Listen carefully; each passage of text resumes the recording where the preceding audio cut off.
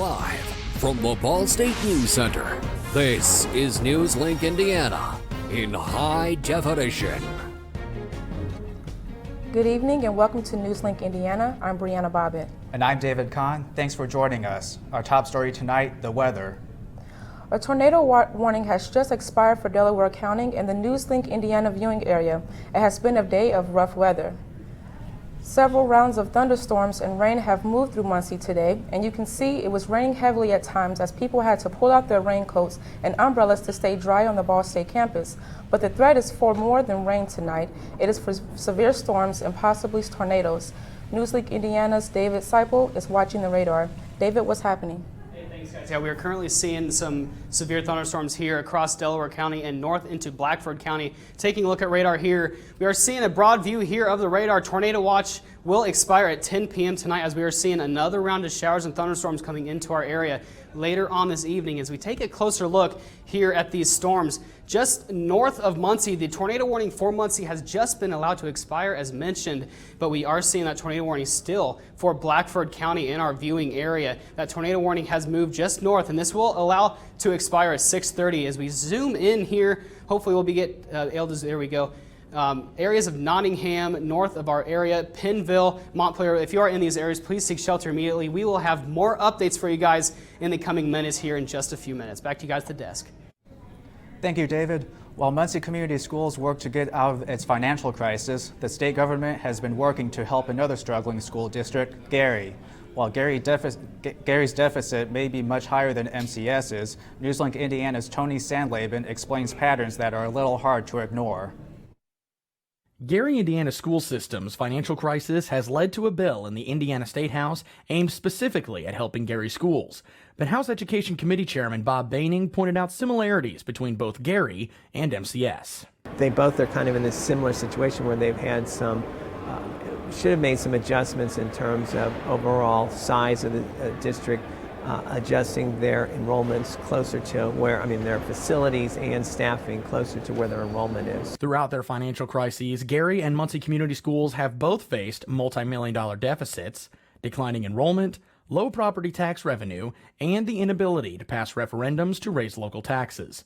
Senate Bill 567, the bill going through the General Assembly, would allow the Distressed Unit Appeals Board, or DUAB, to not only give out loans to Gary schools, but also overtake certain responsibilities from their school board. With MCS also set to apply for a loan from DUAB, Superintendent Stephen Ball says he hopes Muncie School Board will still be allowed to run independently. And one of the goals and the direction I've been given from the board is that the Muncie Community Schools wants to be a self-directed entity. And so they are willing to make the tough decisions they need to make that will keep us out of state control. The key is we need to make sure we have all the tools necessary to do that. One thing Muncie has that Gary does not, a public university. At the last board meeting, Ball said he has been in talks with Ball State about a possible partnership between MCS and Ball State's Teachers College in an effort to promote more of the positives in the MCS district. Meanwhile, the board is tabling all financial decisions until the state-appointed fact finder announces the new teacher's contract. In Muncie, Tony Sandlaben, NewsLink Indiana. Ball State's Teachers College has not commented on the potential partnership. However, Ball said that while it is still in the planning stages, it would begin in the fall with a pilot program that would label Muncie Community Schools as a professional development district. Indiana's Senate Republicans has put forward a 2-year state spending plan that cancels a proposed cigarette tax increase wanted by the GOP-controlled House. The $321 billion plan, has announced by Republican Senate Appropriations Committee Chairman Luke Kinley, would spend slightly more than the House GOP proposal.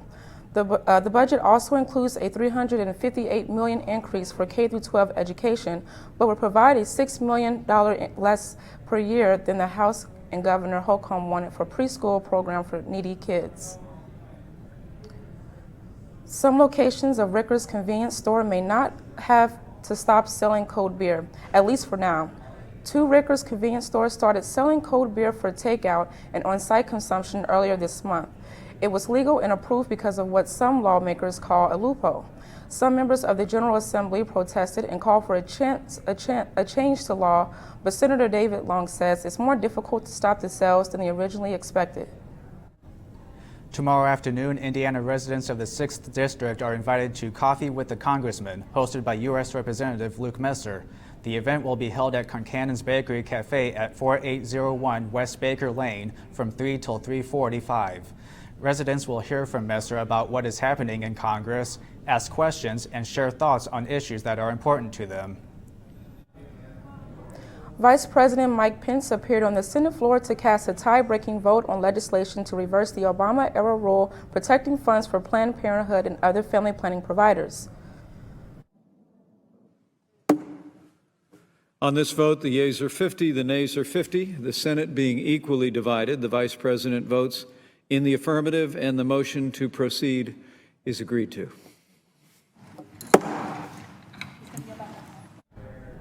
This is the second time Pence has cast a tie-breaking vote in the Senate. Last month, he cast the 51st vote to confirm Betsy DeVos as Education Secretary. Today was the first day of hearings for the U.S. Senate Select Committee on Intelligence regarding Russian interference in the 2016 election. The committee brought in a panel of cybersecurity experts, which included former head of National Security Agency General Keith Alexander, who was head of national security from 2005 to 2014. The experts discussed the techniques Russia uses to influence countries and their politics over the internet. Chairman Burr and I trust each other, and equally important, we trust our colleagues on this committee that we are going to move together and we're going to get to the bottom of this and do it right. According to the experts who testified today, Russia's government is attempting to interfere with other national elections, including France and Germany.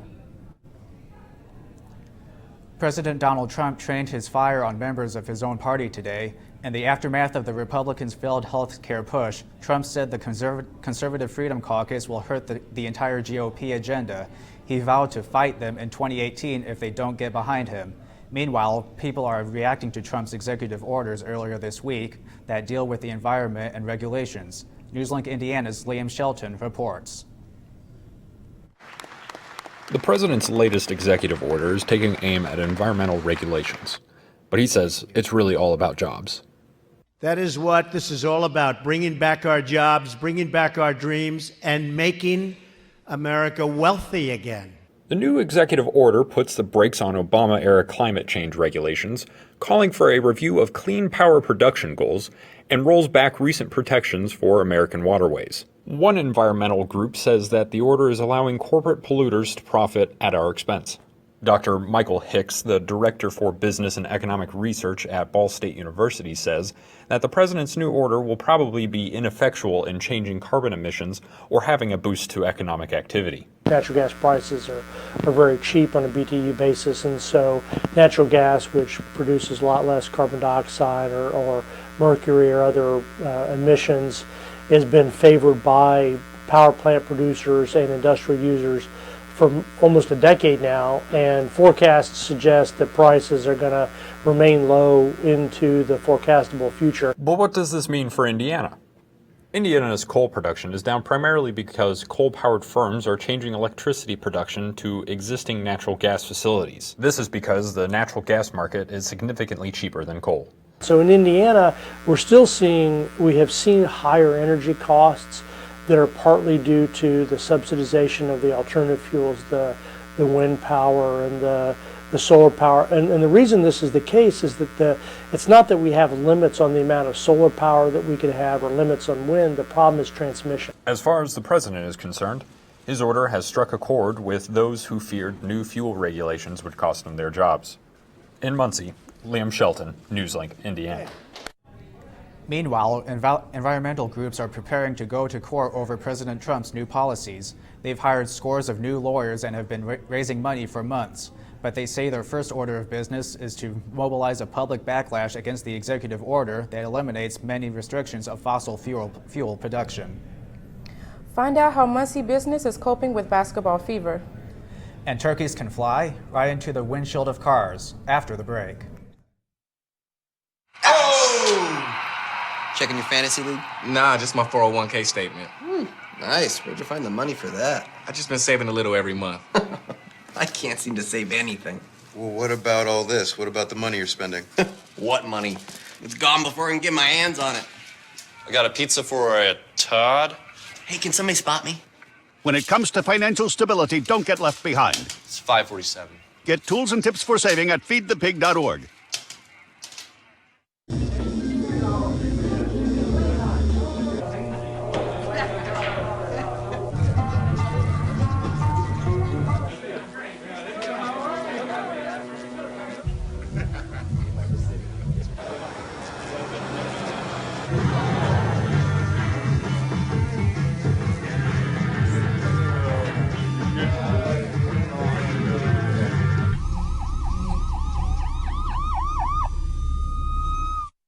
So I've come up with the family emergency plan. Great.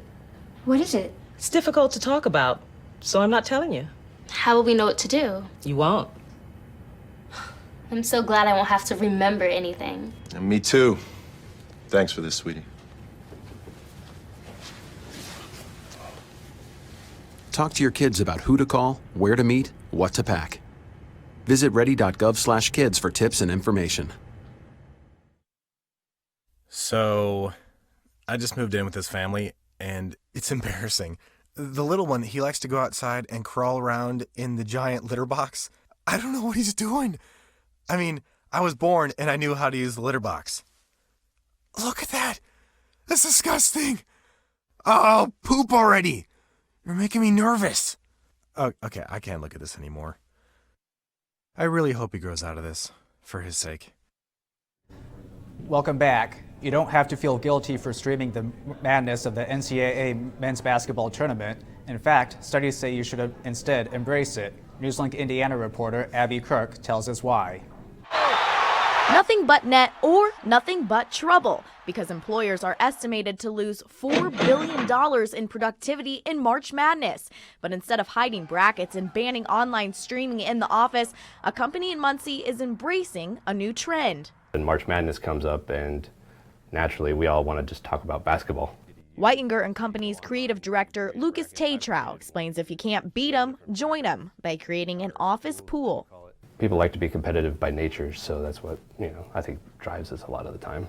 It's a way for the staff to let their competitiveness shine until they get to their favorite lunch spot, and then it becomes all fun and games.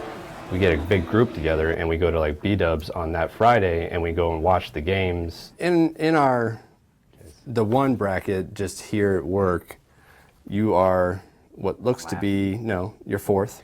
A recent study says essentially it's better to incorporate viewing time, and if not, employees are likely to sneak around watching games on their phones and tablets. Who do you have left in the Final Four? North Carolina and Gonzaga. That same study shows that businesses should embrace March Madness because it boosts moods. It's fun. It's fun. I get to gloat a little bit. And a happy employee is more productive. With the Final Four right around the corner, March Madness seems to have entered the peak of its competitiveness. In Muncie, Abby Kirk, NewsLink, Indiana. Gonzaga will play South Carolina this Saturday to kick off the Final Four. The game starts at 6 p.m. on CBS. For the second time in 2 days in Indiana, a wild turkey has flown into motor vehicles' windshield Wednesday night. This happened just a day after this 30-pound turkey crashed through the windshield of the SUV on US 20 in LaPorte County in northern Indiana. Indiana State Police Sergeant Stephan says Will says Trooper Tia Deaton was not hurt when the turkey went into the vehicle's windshield on State Road 56 near Scottsburg, about 30 miles north of Louisville, Kentucky. And turkeys aren't the only thing flying right now. Potential severe weather is on its way. And one film is being accused of whitewashing. All that and more after the break. Can you help me with this? My new dad teaches me all kinds of stuff. Sure. He helps me with homework. That would be 3.6795. Thanks. Yep. He helps me with my decision making. I wouldn't use this one. Ever. And he's even teaching me how to drive. And that's why cars have bumpers. I'm learning so much. You don't have to be perfect to be a perfect parent. Thousands of kids in foster care will take you just as you are.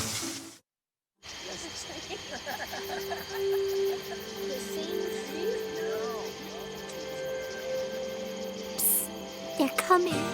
Please. faces, everybody. Light check. 1, 2, 1, 2. Everything looks good on our end.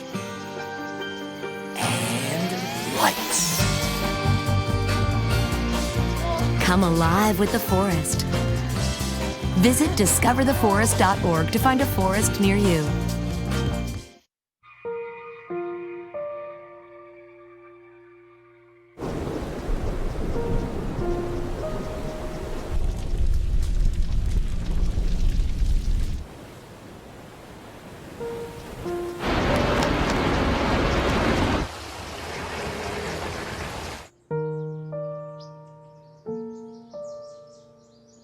Don't wait. Communicate. Make your emergency plan today.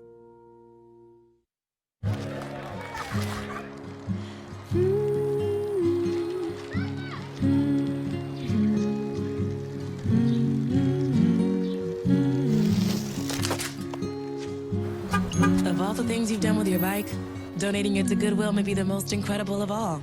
Your donations help fund job placement and training for people in your community, which means your stuff can be more powerful than you think. Goodwill. Donate stuff, create jobs. Welcome back. So it looks like we're going to be having some stormy weather tonight. That's right, Brianna. Jesse, what can you tell us? That's right, we will be having some severe thunderstorms, watches and warnings in effect tonight. A live look here at our radar. If you're just tuning in here in the Muncie area, we do have some concerns for a tornado watch that is in effect until 10 p.m. this evening. If you're just tuning in as well in the northern part of the region, the tornado warning has gone and in effect in Blackford County. Main threats tonight will be strong winds, large hail, flash flooding, isolated tornadoes. Again, if you're just tuning in, we do have a tornado watch in effect until 11 p.m. tonight. Taking a look at our almanac here today, our high is 63 and our low is 46. The record here for this season is 78 degrees with a low of 22. You can see our averages are above. Taking a look here into our forecast tonight, severe thunderstorms again. 52 degrees, winds southeast at 15 miles per hour. Again, chances for higher winds to take place as we go into our night hour. Here's the precision forecast. A look here, this cell stopping here at Muncie is something to be paying attention to as we are in a thunderstorm and tornado watch. As it clears out, we will have clearer weather for chances of rain into Friday morning. For your morning commute. As we go into our weekend forecasts, it does appear that Friday and Saturday will be clear, as there are chances for Sunday afternoon we could be seeing some likely rain, moderate showers, and moderate wind.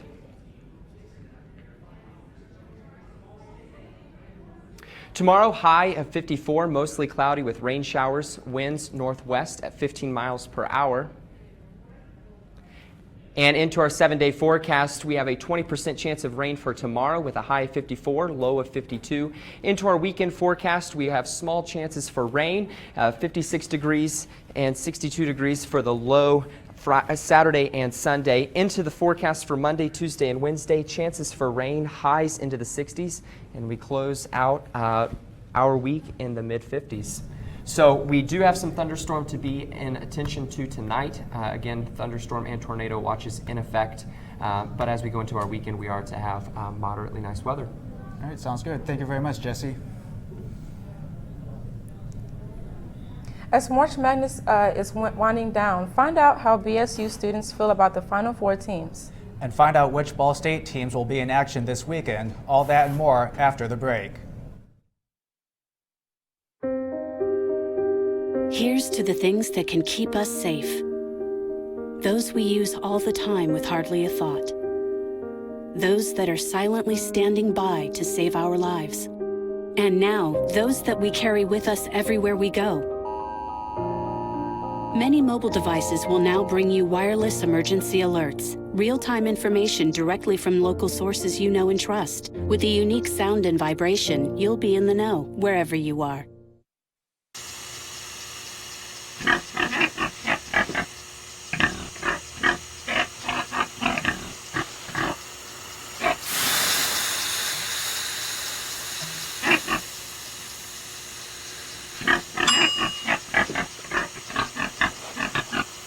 Cook foods to the right temperature using a food thermometer. 3,000 Americans will die from food poisoning this year. Keep your family safer. Check your steps at foodsafety.gov.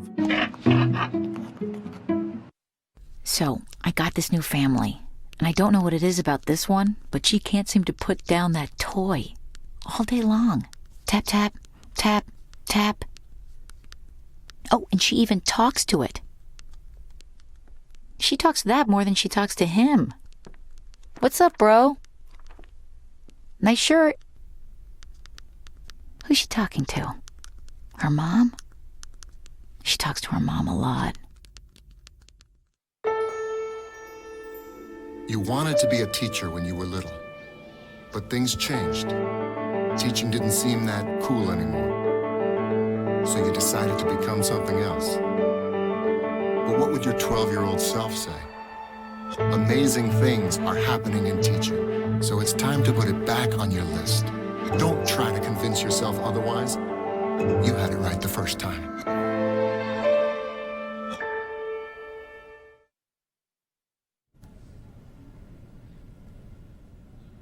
I'm Tati Paradashvili, and this is NewsLink Indiana Sports. This Saturday, April 1, the NCAA Final Four starts, and it's not an April Fool's prank. On this Saturday at 6:09 starts battling between Gonzaga and South Carolina. This will be the first Final Four for both teams. Ball State student Jalen Robinson, who is a huge fan of South Carolina, can't wait to this game. My favorite team, probably in it, my favorite to win it is South Carolina. They are the 7th seed, they're the highest seed, still in the tournament. They're long and athletic, and they just give a lot of people problems because they're so tall. First time for Oregon Ducks in this competition. Ball State student Kyle Kedra is not going to miss any game from Final Four. It's not the Final Four I was expecting. We got Gonzaga versus South Carolina, so South Carolina being the Cinderella teams should be really good. And then Oregon versus North Carolina should be very interesting. I was a diehard Kansas fan, so kind of rooting for Oregon, but since they beat my team, we'll see how it plays out. I'm excited to watch the games.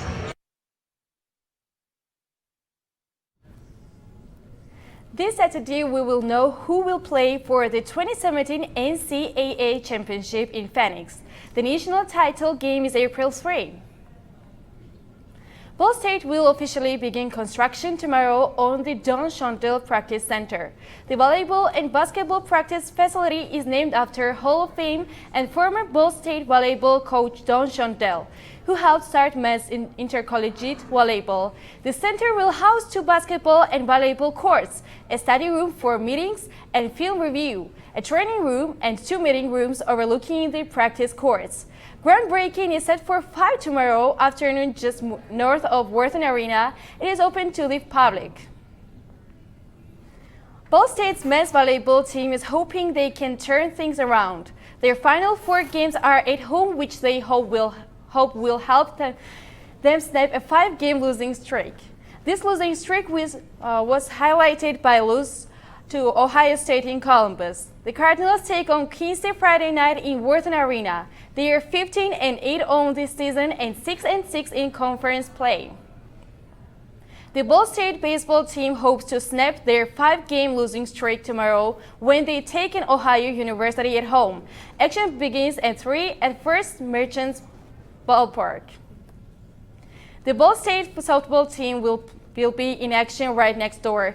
They take on Miami University at home in the first of 3 with the Red Hawks. It's the start of a 5-game homestand for the Cardinals. Their game begins at 3 tomorrow afternoon as well, and they're going to play side by side. Thank you for sharing that, Tatiana. Since we have a lot of different games going on. A movie that premieres tonight is being scrutinized for whitewashing.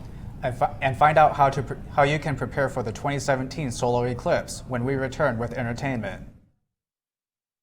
Hey, did you know 2.4 million loving cats and dogs in shelters and rescues need our help to find a home? Let's go to theshelterpetproject.org and meet a few who are in a shelter near you. Harlow, oh, she's one great listener who loves to hear all your stories. My kind of cat. Cerulo, is a sweet, goofy boy who's eager to please. Sounds just like another dog I know. So go to the shelterpetproject.org, search your local shelters and rescues, and go for a cuddle with your next best friend. Adopt. Sure, I look cute now, but when my owner lost his job, it was rough. I was living on the street, and one night, me and this Cocker Spaniel got into it so bad, I wound up looking like an ice cream cone. I cried a little bit, but thankfully I got rescued, so I'm running, I'm jumping, all back to my old self, and I'm ready to give unconditional love, even if you put a lampshade on my head.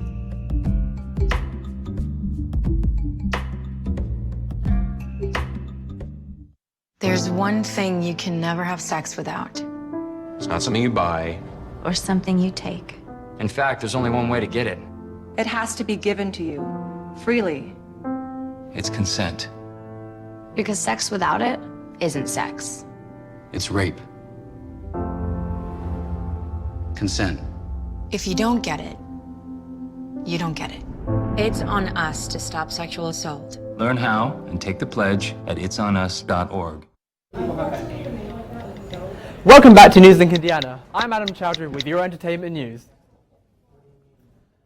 Tonight, sci-fi flick Ghost in the Shell will be released nationwide and is Hollywood's big screen adaptation of a well-known Japanese manga.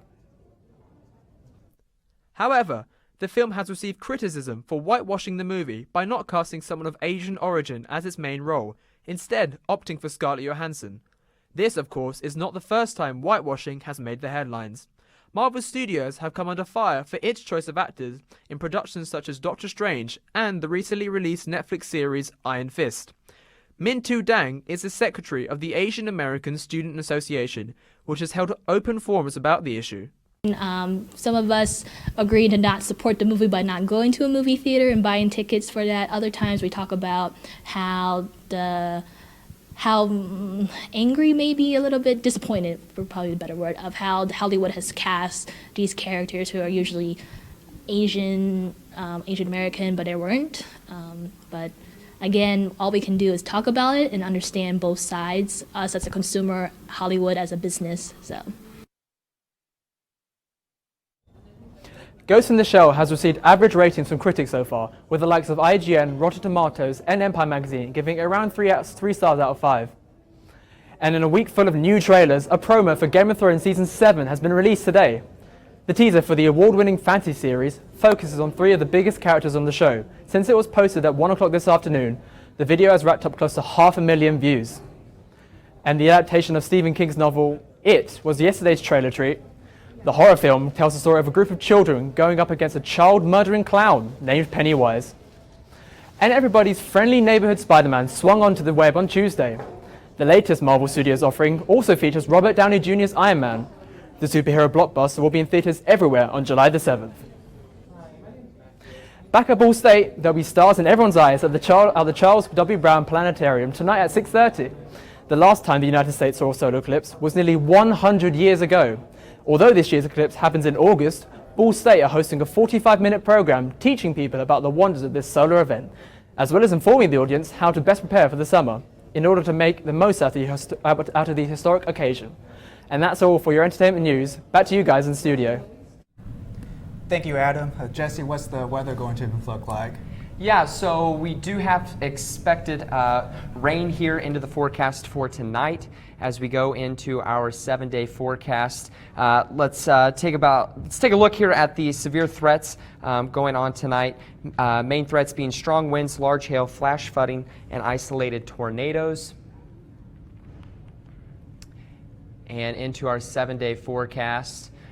Here's a quick look at Friday. We have a 20% chance of rain with a high of 54, low of 52. Into the weekend, expecting to have overcast skies with chances of wind, high of 56, 62, and lows of 50 and 49 for Saturday and Sunday. All right, thank you.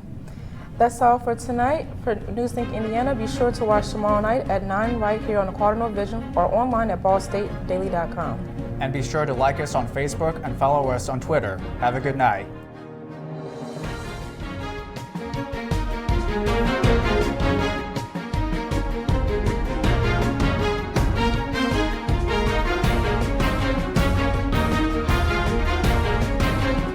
You've been watching NewsLink Indiana. in high definition.